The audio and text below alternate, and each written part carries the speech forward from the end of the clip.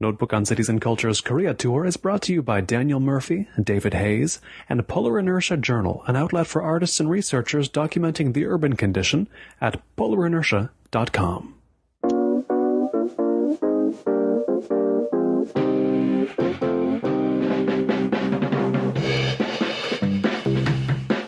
It's a thought that's occurred to me a lot reading the book that I'll put it this way. Writing these stories, did you ever think it would come across to a non-Korean reader that being Korean was sometimes a bit of a living hell? I like to think that there's dark and light to both life wherever you are. And I just happen to be more inclined, I suppose, to look at the things that are both the challenges as human beings wherever we are. There's a few great themes and we can count them on, two hands. And I think those are the things that I'm more interested in. And so that's what I happen to write about. And my characters are people who happen to be quite often, Korean than anything else, just because it's the world that I understand, I know best as well. And it is in Korea. We're recording here on Notebook on Cities and Culture. I'm Colin Marshall, speaking to you from Seoul with Krys Lee today. She's the author of Drifting House, a collection of short stories that, for all the time I've tried to put into understanding Korean culture, still showed me there was much more I had to learn, not just about Korea, but about Koreans in Korea and Koreans outside of it, and so on. Tell me, the dark, there is certainly this light and dark, and one of the dark moments that fascinated as well Michael Silverblatt, a very astute reader we both know, was, I believe it's the first story in Drifting House, a Korean woman who comes to America in search of, we think, her daughter and the daughter's father, but we go on to realize that she's in search of something else. She, in fact, likes to be beaten. And I say it like that, just bluntly, and it sounds like, oh my God, what kind of over-the-top story is this? But it's not an over-the-top story, and in this cultural context, I don't know, why did I find that so plausible in the context of a story about Koreans? I mean, the stereotype, yes, Korean men hit their wives, it's not necessarily true, but why did I read that and think, oh, I see. Well, I can't even put into words, but there was a really oh, I see what this is moment. Do you know what I mean? Now, for me, I've always thought of that particular story as a story about violence because I'm obsessed with violence and the history of violence and the legacy of violence, how it gets passed down within the family in some ways, and how I was trying to understand in that story women who endure violence and begin to associate violence with love. And we see that between fathers and children. We see that between husbands and wives, siblings. It's a very dangerous relationship, but it's something that I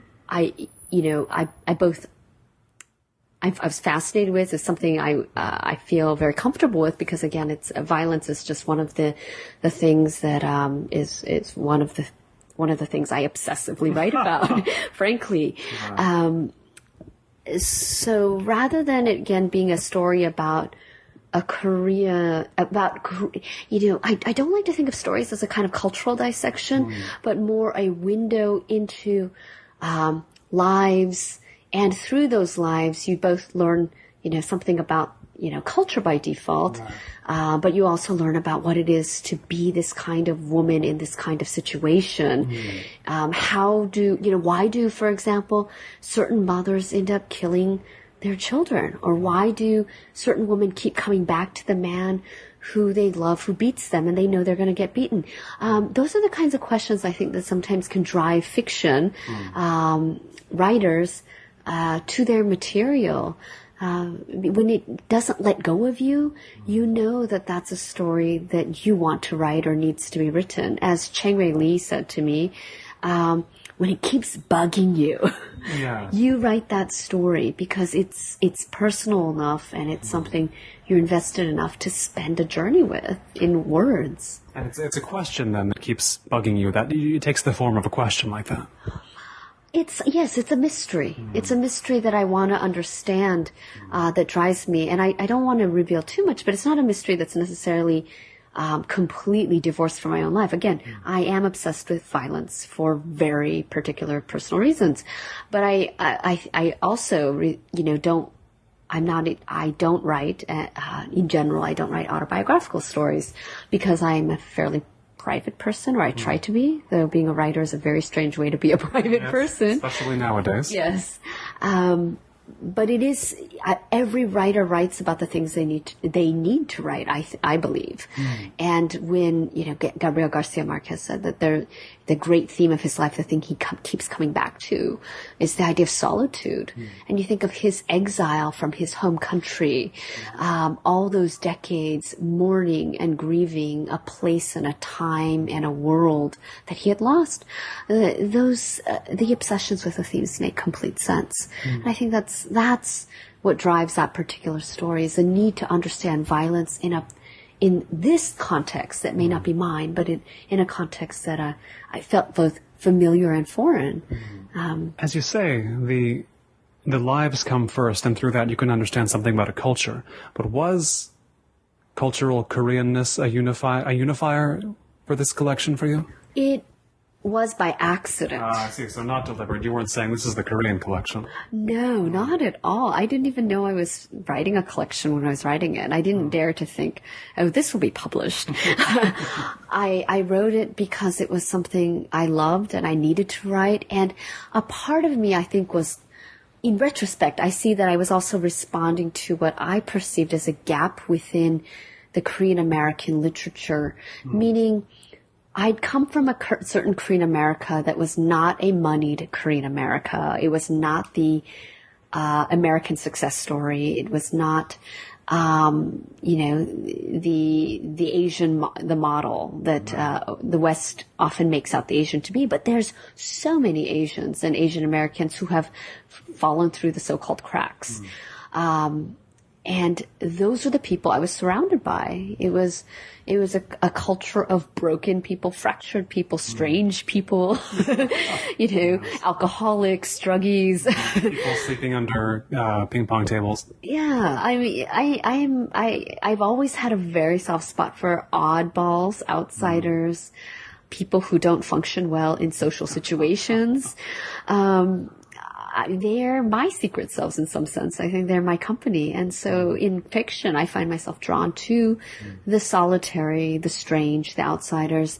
And they happen to be Korean because that's the world I understand best, but they're people first. And the people they are, I think, whatever culture or race you identify yourself with, the other thing that one might identify yourself with is, again, the strangeness and the outsider and the solitary or the quirky, just the one that doesn't quite fit in and may or may not be happy about it. Right.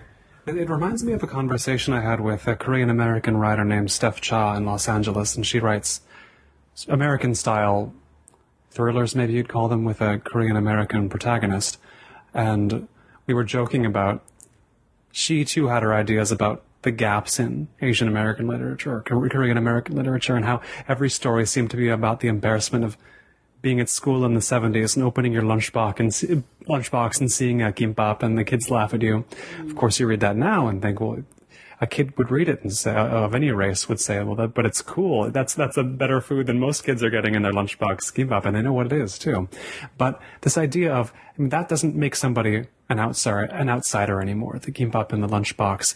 There are, as you say, real hardcore outsiders to be written about, right?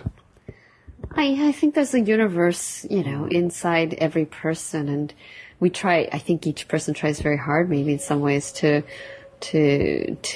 be socialized, I suppose. And I'm a little bit suspicious of socialization in general. Right. Well, you live here in Korea, where it's a big deal to be correctly socialized, right? More so than in the States. Yes, very much so. How does that manifest itself here in your observations? Well, I mean, I'm also a product of my culture. I mean, I grew up in the West, but I've lived in Korea for a very long time, since I've graduated from university. And I I do immediately adapt to social situations, and I follow protocol in general, not all the time, but in general. But I think that as in the life that I live now, as mainly a writer and a reader, publishing both as a fiction writer and also to satisfy my university requirements for publication, I just spend just a great amount of time alone. And I think part of the wonder of solitude is the freedom to really be yourself in some ways, to feel no pressure or no expectations at all to make complete sentences even. Yes. I've always wondered, why do we walk up to people and say, how are you? How are you doing? I mean, the pleasantries, we need those, of course, in order to function in society, to be normal people, nice people to each other. And yet,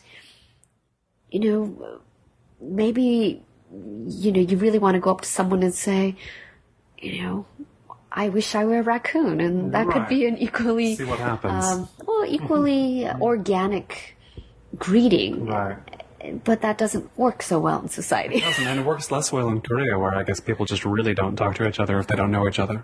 Yes, or if you said that to someone that you even knew, they just wouldn't know how to understand you. Oh, sure. How about that? They would have some sort of non-informational response for you, just trying to deflect it. Right. But in any world or any country you live in, you find people who are willing to play with you, in terms of language and worlds. To have one foot in reality and one foot somewhere else. I think that's a kind of wonderful place to be. And it's one you can only really get to through solitude, can you not? I mean, if it keeps you a bit too much in reality if you're constantly in a social situation. I do agree to a certain extent. Again, the privilege of having a community where people understand each other in a certain way can also be that it liberates you to be and do all those things as well. And even in a country like Korea, where protocol is so overriding and it dominates people's lives, there is also quite a few people where that isn't the most primary concern, and there's idealists and dreamers and strangeness and girls who wear dog collars. Yeah, it's funny. I mean, I was talking to an American residing here, and he was saying, he's fluent in Korean, and he was talking about just the interactions you have in Korea when you're a foreigner who can speak the language.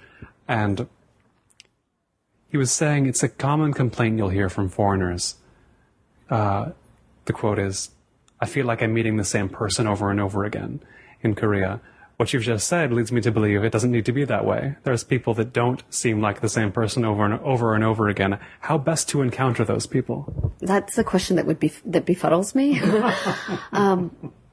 I think whatever country you live in, you gravitate towards that which is most natural and interesting to you. And any place you live in, every person needs a community where you feel at home, or a community that makes you feel a little less lonely. It just happens to be that sometimes those people, for me at least, are people who might, know how to play in a different way or own a pet squirrel. Or, I wouldn't know how to do that. They seem vicious. Yes.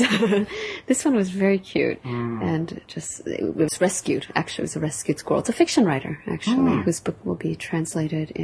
Will be published, I think, next year. Oh, cool. I think you just meet those people by existing anywhere in the world.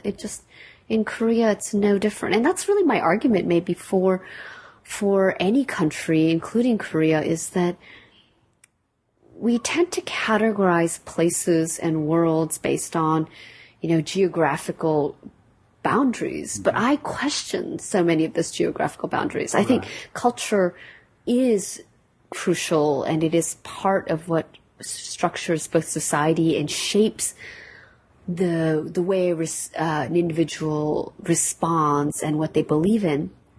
But at the same time,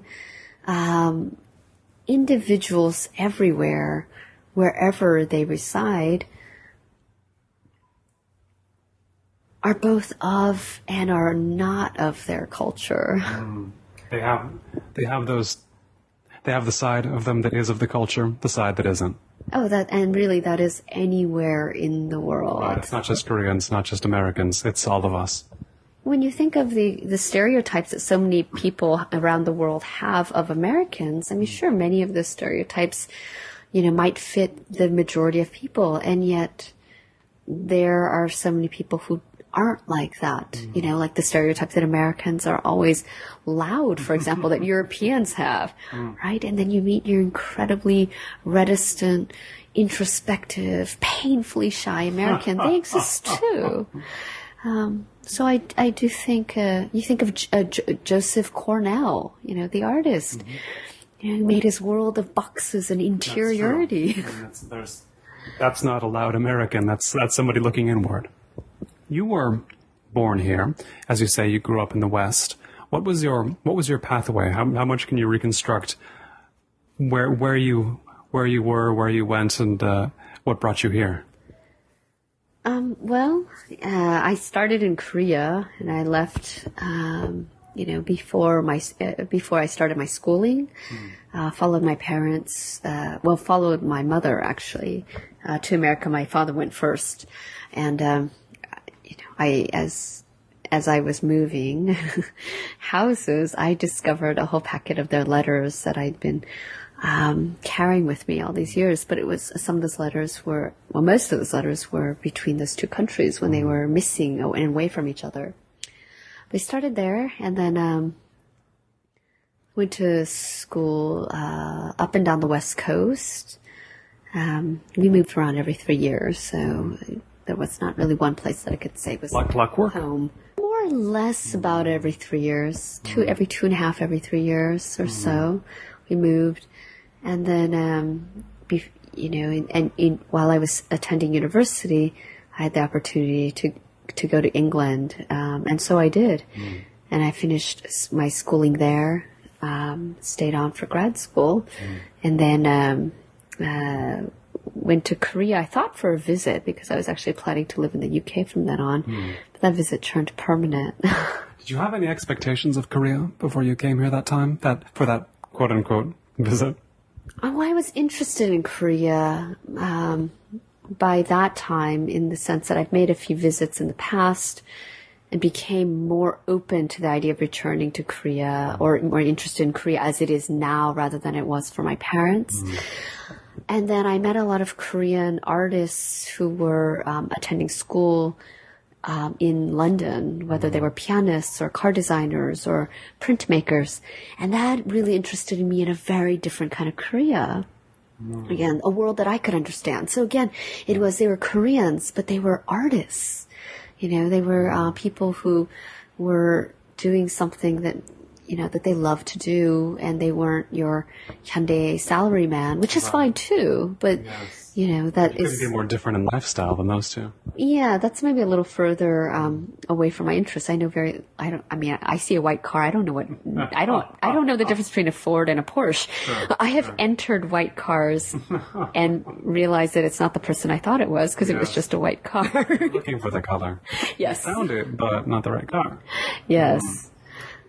It's something you write about in Drifting House. Speaking of the salaryman or the Huesawan, maybe there's a better word, but you write of one in one of the stories that is sort of dragged down to the bottom by the IMF crisis, they call it here in Korea. How did you come to write about the IMF period? Well, my boyfriend at the time was a Korean man who I'd started dating while he just finished school and was doing his military service. He was an officer. And I saw him change dramatically as he got a job at Hyundai. And what I saw was him dying as a human being in some ways, frankly. Oh my. He the hours that he was working were so unreasonable and he was so exhausted that naturally the person that he was when I met him really just didn't have the luxury to exist. And that was a person who was very interested in the arts, in theater. His father was a painter. He grew up in the arts, even though he was, gone into engineering. And all the things that he loved doing, the music that he played, all those hobbies just fell to the side because sleeping was the only thing that a person like eating and sleeping and work is the only things you have time for when you have that kind of a life. And much of my writing is driven by an anger, frankly. When I use anger, I mean more like a sense of injustice.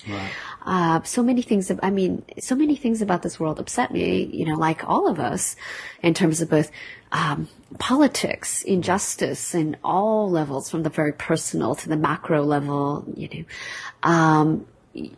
personal meaning the family, and the macro meaning globalization and what countries do to each other.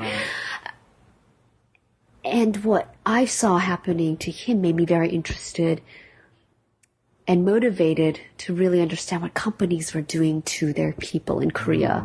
And when the IMF became central in that story, because pre-IMF, people really devoted themselves to their company, and they once had a job for life, but in exchange, you gave up your life. Yes.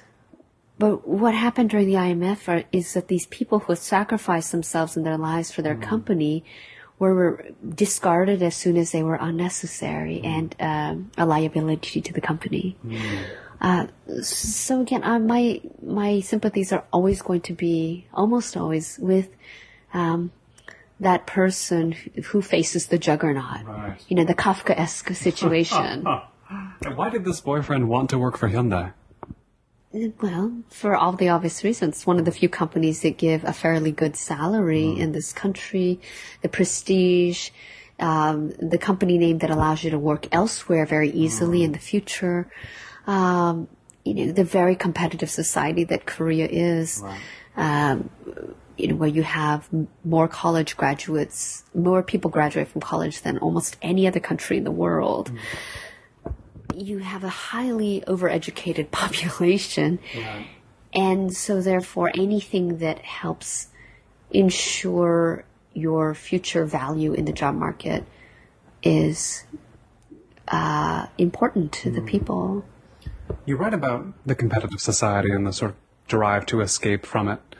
And I recall a Korean character will think about raising kids overseas to get them out of the sort of exam culture here, studying for the Sinung, the sort of SAT-like test, just having to be in hagwon after school classes all until the evening. Why is there that culture here? Why is it so competitive? Well, that's a long, complicated question.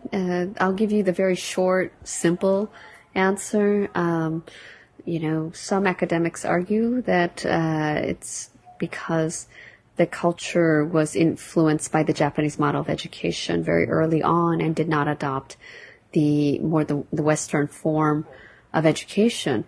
But your education was also the grand equalizer. Post-war, colonization and post Joseon Dynasty period, you had a nation that was mainly poor, and education was opportunity. You're also talking about a country that has Neo-Confucian roots, where education is highly emphasized. And so all those things, I think, collaborate to create an environment of incredibly competitive, exam-oriented results. But how different was it back in the Joseon Dynasty? I mean, that was exam-oriented results in order to become an official, and everybody, studied for that so-called Koshi exam. Today we have, that system of the Koshi exists and persists. It's not that different than the Joseon Dynasty ultimately. I think in some ways it's a ramification. It's just a different form with all sorts of other complex historical reasons. for the way society is today. Having said that, you have a country with fewer jobs and then a lot of people. You do create that environment. I look at America today and compare to, let's say, 15 years ago. Certainly people graduating from college right now are finding it incredibly challenging to get jobs and are very talented. But how many internships are they doing, for example, in order to make themselves more marketable? That's maybe going to become more of a factor as easy money and easy jobs become less accessible anywhere. Now, you mentioned you wanted to find out personally how Korea today was different from the Korea your parents knew. So I want to get a sense of what Korea was it that your parents knew before you even found out how it was different from the Korea today. What were the ideas you had about how the old Korea was? Well, my family was incredibly hierarchical, very traditional, very religious as well. And the Confucian model was just part of our family's life. My father would say at the dinner table, your parents are the sky and you guys are the earth, or Just remind you of that. Oh yeah, so we were told very much, very clearly that you are merely children. You don't have a say. Well, that was just the way I was raised. And many people around me were raised in more or less the same fashion. There were variations, but we were probably one of the more extreme versions in all sorts of levels. My father was not a man of moderation at all. But the Korea that I came to and that I still live in is one where the level of hierarchy in families is very malleable, depending on from family to family. Right. They're not all on the same structure. No, there is still more respect for parents and and more overt, a more overt kind of form of respect for parents in this culture. But at the same time, that's constantly challenged or subverted in different ways that I was surprised to see. Right, that becomes its own art form, how to challenge, how to subvert that when it's been so historically rigid. Right. And this idea again of men all just, Asian men or Korean men are all very patriarchal. Well, a lot of the Korean younger men today, they're often doing the cooking, for their girlfriends, or they go grocery shopping together as couples. The way that their relationships with their children are these days is so different, and many of them much more communicative. So, and I mentioned earlier a girl I met with who wore a dog collar. Literally, was an artist type, and very punkish, and had her little dog collar on. Her sister and her were both lesbians openly, and her mother approved of it and let her leave school because she didn't think it was, she didn't want to go traditional route. She didn't want to go traditional college, whereas in Korea that's just the most important thing, period. So you get a lot more variation than I'd expected. How did your so traditional family handle being in America?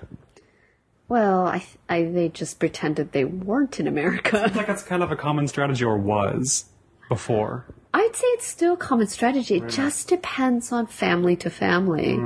And that's my argument for culture in general. Again, is that in each culture you have so many variations of people and ways of living that to say, what are Koreans like is a very complicated, loaded question.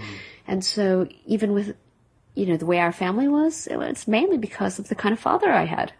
That's really all I can say. When you have someone who's terrified of the new and is very traditional and is very patriarchal and angry and injured in all, their own ways, that, America becomes the great enemy then. Right. For someone like that. Right. But for someone else, who, is running away from Korea because they want to reinvent themselves. Like when you think of the whole, the idea of America as a kind of a place to reinvent and to recreate an identity. I know of another Korean man of my father's generation who remade himself into kind of like a Parisian style aesthete and intellectual. Where did he do this? In America. Oh my. I mean, what city? In the Bay Area originally. I guess that's probably one place you could do that. Well, you can do it anywhere, though. You can do it anywhere, that's true. That's the wonderful thing about people, I think, is that it's both, and that's my art, there's culture that's both about culture and it's about the thing that is not of the culture, which is the human being. Yeah. And you can have a Korean who's pretending to be or modeling their life on a French, the traditional French intellectual and aesthete in Wyoming. Right. If you really look for it. There's not a lot of people in that state, but if you look hard, there's a lot of ground to cover. In one of the stories, you have a Korean man who's from a distance, he's left Korea, watching the bad things that happened in Korea from the time he left through the decades. And there's the financial crisis, but I remember especially, you mentioned the collapse of the Sampoong department store in Seoul, which killed like over 500 people. And this was, to this character, proof that he was right to leave Korea. Like, look what happens. And this was, of course, you wrote this before the sinking of the Seoul ferry, but I would imagine that played a similar role for some Koreans abroad, did it not? Like, look what's still happening in Korea. I mean, did you get a sense that was a comparable incident for people? Yes, actually, the Sampoong department store was referred to quite a lot in the news after the Seoul ferry tragedy. But in my story, when the character tells himself, oh, look, I was right to leave, when he watches what happens on the television, he says it as a sense, in an intent to comfort himself because of what he misses and he's homesick for as well. Like reassuring him, yes, I was right to leave, wasn't I? Because that's what you tell yourself when you have doubts. So again, it's coming from a place that's deeply personal, even though context is cultural. And that's the kind of writing I aspire to. It's the writing that I also respect as well. I think the most dangerous thing is that when we talk about and we write about culture in a very reductive manner, it's doing both ourselves and the people we write about as well as the readers, a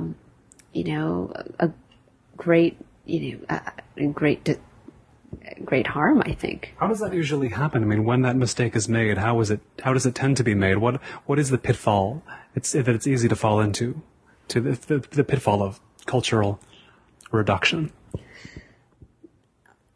I suppose from a writer's perspective, it's when you write about your interest in the culture and using people as examples of the culture. Writing about a representative Korean. A story about this is, the Korean, here's what he does. Or becoming overly conscious about writing Korea, which again, I think is very dangerous. I think when you write about a character, write deeply about a character, whether they're Jewish or Korean or Armenian, by writing deeply about the character and their world, you will end up writing about their culture and of their culture and the culture that rises from the very deepest places of that character. But if you're doing that on a conscious level, it's difficult, I think. And I don't do that. I never thought about that. But I found it, my second book, that I've been revising for a couple of years now. Well, the more the better in a way. Yes. Sadly, I keep telling myself that.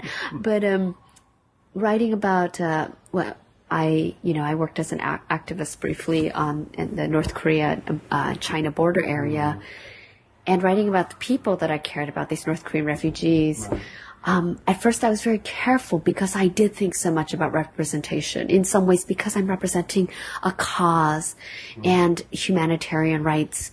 And they're very both dire situation and yet people that aren't pitiful at all. I don't see them in that way. They're very resourceful. They're very strong.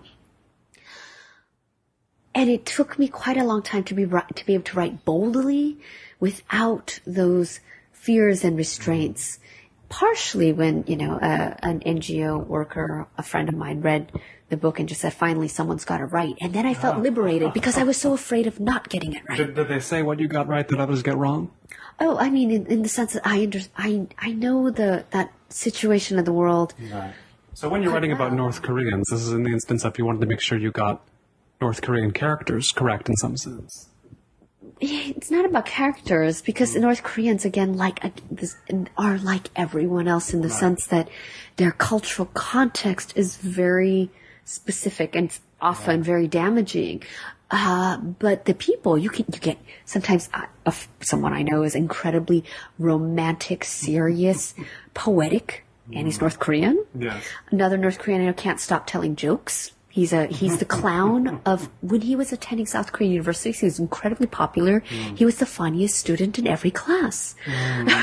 Another friend of mine, North Korean, Shin Dong-hyuk, who was written about, of course, in Escape from Camp 14 and became famous after that book, is very curious, very sweet, very naive and earnest, as well as, hurt and hard and lonely in different ways. They're all very different. Yeah, I mean, it's true. If you think about it, of course they are. I mean, it's the same that they're human beings everywhere. But I guess my question is, why would we not think that? Why would we think that North Koreans aren't just other people in a very different situation? I sometimes think it's because we can't think of them as people, frankly. When I look at some of the writing that's been done on North Korea in terms of the fiction in Korea, and I was so angry and insulted when I read it. It's one of the reasons why I decided to finally write a novel about them, is that I felt like there were certain stories and perspectives and grayness that needed to be told, because it's not always the pure... There is no pure refugee story in the sense that everyone has different reasons for leaving, and it's not always the reasons that are always publicized the loudest in media as well, because the most sensationalized stories are sometimes the most popular ones, or again, it's very the idea that every woman who crosses the river is being kidnapped basically into the sex trade is more complicated than that. It doesn't make it any less dire, but it's certainly, there's a lot of room for individual choice and freedom that I was interested in exploring. And also, I did want to show North Koreans as very different kinds of human beings from each other, partially because I found such one-dimensional representations in fiction, and that really bothered me. I'm trying to think of how many representations I've seen of North Koreans in fiction outside of your stories. I haven't seen too many, which means I've avoided some off-putting characterizations, it sounds like. I mean, did you come across a lot of them just in your reading of one-dimensional North Korean characters in novels? Are they plentiful? Well, there's a lot of novels written in Korea. Oh, okay. So these novels haven't come to the West, actually, because they're all written in Korean. I see. But there's many prejudices and biases against North Koreans in South Korea, and you actually see many of those prejudices played out in the fiction, and I find that kind of disconcerting. I think a new kind of fiction will start to emerge very soon. Certainly the films have become much more subtle and much more truthful, in the sense of not truthful to reality, but truthful in the sense of the psychic truth of the character is much more real to me in terms of North Korean depictions today in film. I think the West embraced Adam Johnson's book, The Orphan Master's Son, the way they did, partially because his character was a complicated, genuine, human being that was both compelling and mysterious to readers. But a lot of depictions of North Koreans have not gotten to the point of really seeing them as characters in that way, at least in the fiction written in Korea. But that's changing, and it will continue to change for the better. It makes me think of, I realize I have read, of course, another North Korean in fiction in a Korean novel, a South Korean novel. It's in English, Your Republic is Calling You by Kim Yong-ha, whom we both know. And it was a striking book to me because whether or not the main character, who is a sleeper agent from the North in the South, who makes his whole life in the South and then gets called back, whether or not he's true to the experience of that kind of North Korean, I don't know, but it was very striking that I was reading a South Korean novel with a North Korean central character that was, I would say, very sympathetically written. I mean, but you've read the book, of course. Do you put that in the body of astute depictions of North Koreans? Well, I think it's an astute depiction of a character, but... Of a character who happens to be North Korean. Yes, but even calling him North Korean is a very difficult thing to use in terms of that book, because the character, he's more the way that I was born in the West and lived there, but I came to Korea and I've lived here for a very long time and started in Korea, actually. His character started in North Korea, but has been living in South Korea. He became Southern, essentially. Exactly. Yeah. So he's not quite North anymore. He's not quite South anymore. It's almost an immigrant story, if you think about it. It is. In some ways, that's what it is. He is a sleeper agent, but it's a sleeper agent who's pretty much forgotten he's a sleeper agent. And so the shock is that he's suddenly called back to serve his country. And he's like, that one day of his life, which, people have called it a kind of, he was labeled and marketed as a thriller in the West. But as I told Kim Young-ha when I was interviewing him at the London Book Fair, I told him I thought this was more kind of a Ulyssean kind of nod. It's a day.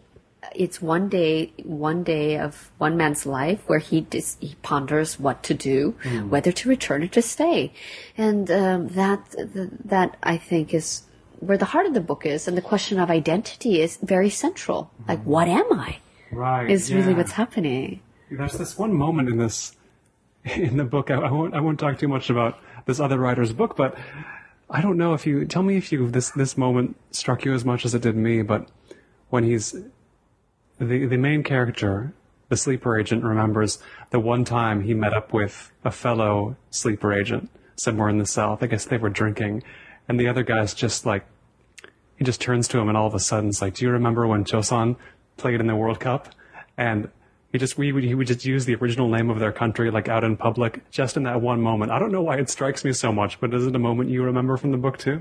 I can't say at this point. It's been a while? It's been a while. I read it when it first came out. In any case, the idea of, like, the old culture resurfacing just for a moment, it's always a really striking, it's always a really striking moment. And as you say, there's no single story of a North Korean refugee. There isn't the North Korean refugee story, just as there's no the story of a South Korean leaving for America, moving to, say, Los Angeles' Koreatown. But that's a place you use in Drifting House as well, and it's where I live. In fact, Koreatown in Los Angeles. What is Koreatown? Well, Koreatown is, I suppose, different things for different people. But for many Americans today, or many people in Los Angeles, I think Koreatown is a place where night never ends. Yes, compared to the other parts of Los Angeles, it is. You can still go out for drinks in Koreatown at 3, 4 in the morning, and there are people. I once left, I think, at nearly 4 in the morning from a place in Koreatown, and we were the first ones to leave. That's very much like Korea, South Korea, actually. It's also kind of, in some ways, a mini South Korea, but South Korea, and sometimes in its worst form. In its worst, what are the worst characteristics that have made it there to Koreatown? This feels like such a judgment, but but I suppose the obsession with materialism, beauty, image,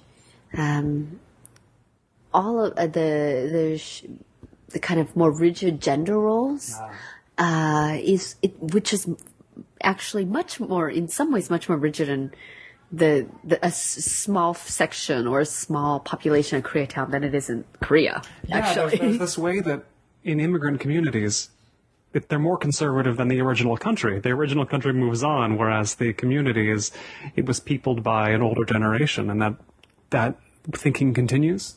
Yes, very much. Or because they seem to, and also the younger generation who grows up within that environment seems to kind of cling to an idea of Korea that is maybe even more, Korean than the actual Korea is. Yes. But then there's also that other Koreatown, which, there's quite a lot of Koreans actually don't live in Koreatown. The Korean Americans, they come from all over Los Angeles and they just play in Koreatown. Yes. But the actual Koreans who live in Koreatown, quite a lot of them are people who are renting. They don't have a lot of money. They live in, one bedrooms, and whereas occasionally now and then there'll be gunshots in the neighborhood. And a woman told me before she was afraid to leave her house at night because occasionally things happened. And they live there because they don't speak English or they can't afford to live elsewhere. There's cabs that will just pick them up that are Korean speaking because they're dependent on them for transportation. They can't. I've taken a couple of those to the airport. They're a pretty good deal, but you see where they come from. Yes. Yeah. A lot of them don't have health insurance, and that's the other sadder, harder kind of Koreatown that also interests me. What do you think about modern Korea, modern Seoul surprises people the most who come here, who've been away a long time or who were born outside Korea, Koreans? I think they're always so surprised at how intensely Koreans party. That's what I always hear. We're out till 7. It's always 7 for some reason. Because they like to, people often like to stay out until they see the sun, the sunrise. Plus the subway stops if you have to wait for it to come back sometimes. Well, that's the excuse. Yes. Many people always say, oh, well, if we leave now, we'll have to take a taxi. So let's just wait until, the sun rises. Right. But that means that you just drink for 3 or 4 more hours, which costs more than a taxi anyways. Yeah. But then you've partied, the group has gone through something that you've been out with. You've gone through a whole night. The day's begun again. And I guess I don't know if I can see why that's important to Koreans, but I can sort of feel why it is. My boyfriend or my partner, I suppose, I don't know. My guy likes to say that my guy who's Korean likes to say that Koreans are just very emotional in general, and we both kind of have this idea that Koreans, a lot of them might cling to staying up all night because if you're having a good time. They kind of enjoying that feeling, and so they don't want that feeling to end. Right. So, and they know they're going to go to work the next day. It's like Wednesday, and they're up all night, and that happens quite often in Korea. They know they're going to feel like a nightmare the next morning. Yes. But they're enjoying the time, and they're having real conversations and feeling intimacy and closeness with one another. So they just don't want that feeling to end. Right. And it's understandable, put that way. Yeah. We have a word for it, a쉬움. Right. And a쉬움 is, if you end something, it's just like, oh, it's too bad. There's something we're missing out on. Yeah. So they just continue. And I think that's one of the things that does surprise people because compared to Korea, New York is a slower pace of living. Yes, if you can believe that, New Yorkers.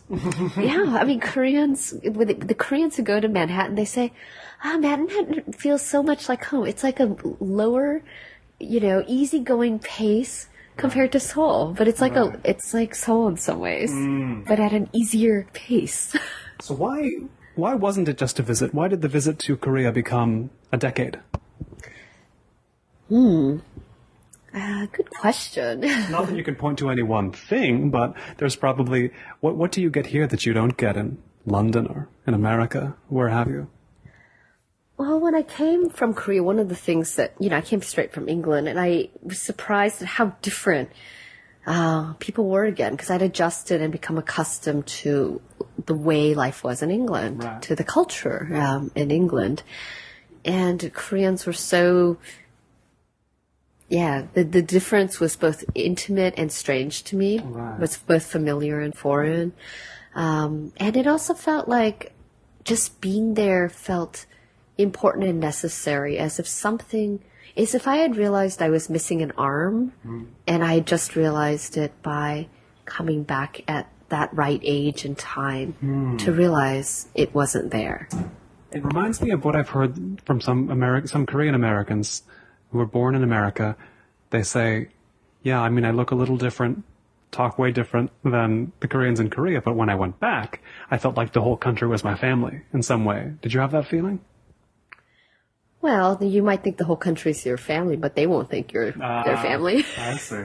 You're a Korean American still to the rest of Korea. No, I don't mean that. I just mean that, Korea is a group culture, so if they don't know you, then you just are no one. Then once they know you, you are someone. You exist. You're a stranger, essentially, to begin with, of course. As you would be in America. I mean, you expect to be a stranger in America in most cases. Might talk to each other or have strike up conversations and become friendly. That just isn't part of the Korean culture. Yeah, that's true. Here you bump into a stranger. It doesn't matter. You're going to bump into 100 more. It's okay. Yeah. So, yes, maybe that's great that they felt like they found a family, but your family isn't necessarily going to be embracing you. That's true. But I think that sense of familiarity is certainly appealing. But the sense of not being a minority is it was novel, and again, comforting perhaps in a different way, but really more about a sense again of that missing arm, a family history. My family was again very rocky, very strange, and that there is continuity. Almost like having to work backwards. Like I'm seeing Korea where it was at that point, and to look backwards and to make the connections to see what might have happened. As you say, you're working on a novel.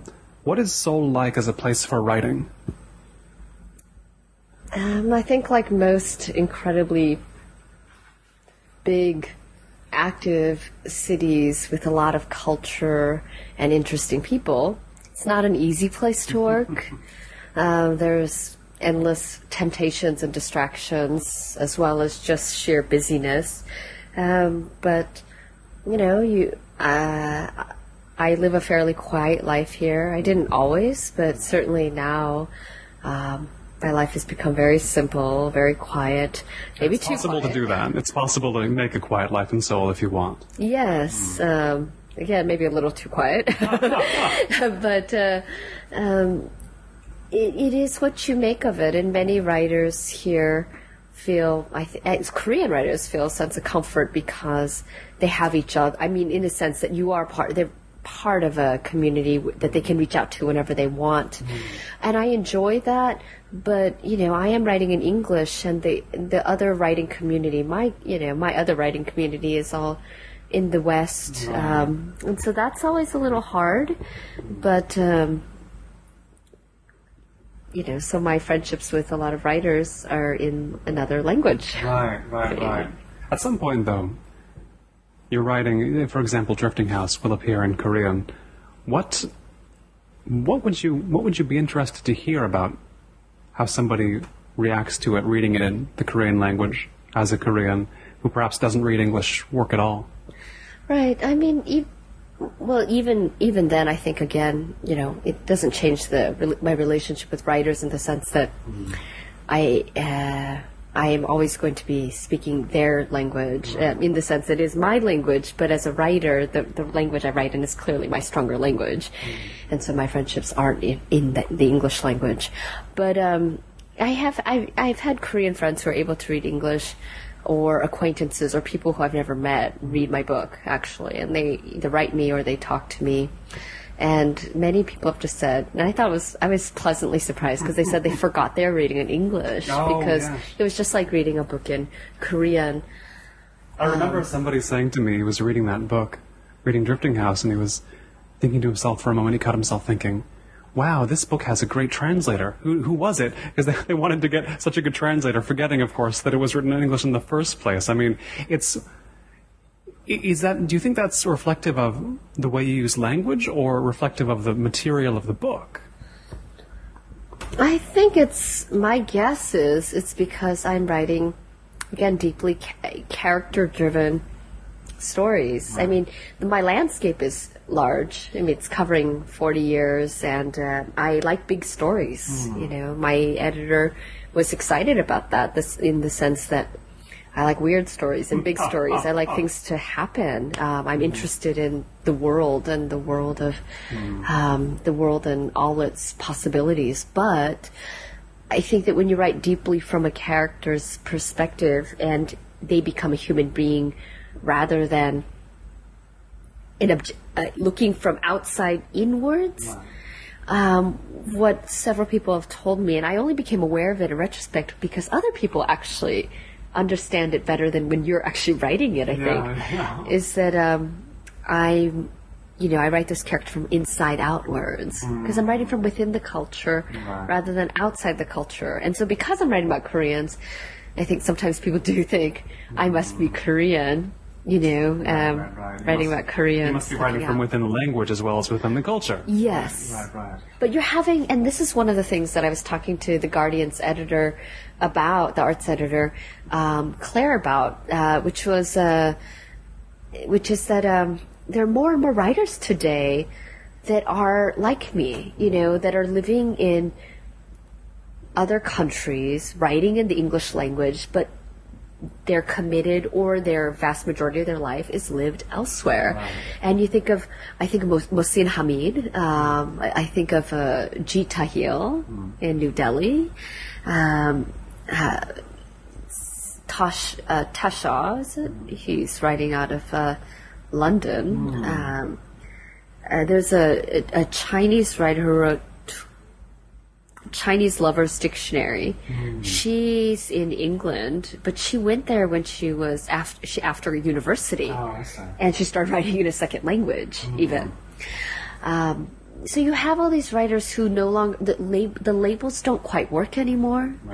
The old labels anyway. They'll make up brand new ones maybe. Yes, or someone like again Ha Jin or Yoon Lee, who people often think of as Chinese writers, but they now have they are part of the U.S. They belong there. Their citizenship is there, and they write in English. And yet, their entire childhoods and many of their formative experiences were in another country, and they often write about that other country that formed the people that they are today. It's a writing about a process, not necessarily a culture. It's a cultural process rather than a culture, if that makes sense. Yeah, it's these in-between cultures, or the idea of the location of culture with a question mark behind it, is something that more and more scholars are writing and thinking about today, because we're changing as a world. And what is that term that they use, the third generation, or is it, I forgot what it's called.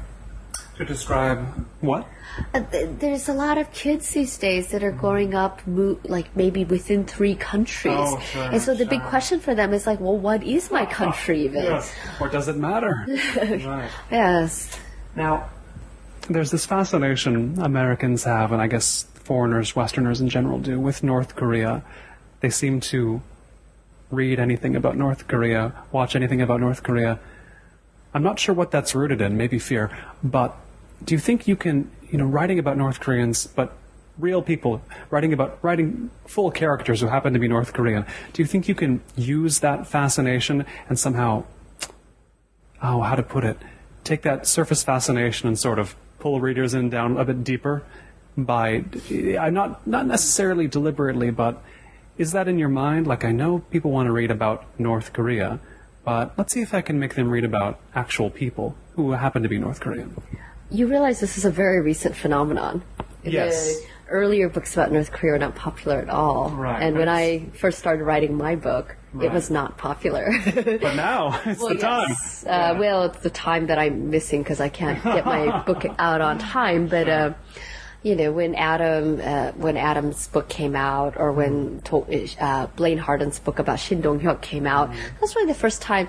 Or Barbara Demick's book made quite a splash, but not as much in America, more belatedly and bigger, I think, in some ways in Europe, that was more interested in North Korea early on than America was, I think. I mean, I could be wrong, but that's the sense I got. The West is fascinated. Yeah. But it is a very recent fascination. And again, as a writer, you just can't even think that way. I think it's a terrible, unhealthy way to... I consider it a disease in fiction. I can understand that. But then again, maybe I hope it does happen. I hope people do read the book out of fascination with North Korea and then realize there's more to it. Well, I think that's a great thing if people read out of curiosity and fascination. But I think from a writer's point of view, if you, as a friend of mine there are trends in fiction. And by the time you actually finish a book, the trend is usually over. Oh, yes. And a friend of mine who had a very big first book, for example, she decided, dystopian fiction is big, so I'm going to write a dystopian novel. And she's very open about it. She said, frankly, she wrote 200-300 pages. Her agent said it didn't work, and part of it's because she just wasn't interested. Right, it was a backward motivation. Yes, and that's why I think, if you really want to write good work, you have to write it the way you need to. Right. If you write with an audience and that kind of a market in mind, you won't write the book that you want to write. Meaning, even if, let's say, for example, in my case, again, it was a world, I'm obsessed with religion, and I was working with missionaries out in the border area. I was an activist in South Korea. I've known these people a long time, so it's clearly a world that I'm comfortable in and about. Again, writing within the culture. I feel much more comfortable writing within a culture. It's very hard to do it the other way for me. And you're not writing about a culture. You're writing from within it. There's a distinction to underscore here. Yeah, I think that's the thing, from within. And so you write about people who happen to be of certain worlds or orientations. Right. But once you start seeing it from outside, I just wouldn't trust the artistic judgments that I would make. Right, and it's understandable. I think it's what refreshed people reading Drifting House is even if they wanted to read a book about Koreans in their own mind, they got something different, and it's a good thing that they did. And listeners, if you feel like reading a book about Koreans, read this book and be surprised by it. Don't go in thinking that you know what you're going to get. And it is here in Korea, specifically in Seoul, that I've been speaking with Krys Lee, author of Drifting House, and she's the author of, I'm sure, many books to come. I look forward to reading them. Krys, thanks so much. Thank you. This has been Notebook on Cities and Culture. I've been Colin Marshall. You can keep up with the cultural creators, internationalists, and observers of the urban scene on the show at colinmarshall.org. Thanks. And special thanks to all the backers of Notebook on Cities and Culture's Korea tour on Kickstarter. Adam Hartzell, Aidan Nullman, Alfred Lee, Andy Cooney, Angus Gordon, Bala Chinupati, Cam Smith, Chin Music Press, Dan Caraselli, Danny, Deborah Smith, Emmett Farragher, Umberto Grant, Ian Plosker, Ismail Kennedy, Jackie Gast, Jay Chang, Jeffrey Davis, James DeVito, Jonathan Filbert, Josh Paget, Kimberly Hahn, Manvir, Mark Hines, Matthew Workman, Maureen Kincaid Speller, Monica Eck, Michael Fransky, MJ Pritchett, Patrick O'Flaherty, Patrick Park, Piers Rippey, Robert Salzberg, Samuel Hansen, Sean Brown, Themistocles Crucis, Thomas Unterberger, Timothy Dobbs, and Wayne Wright.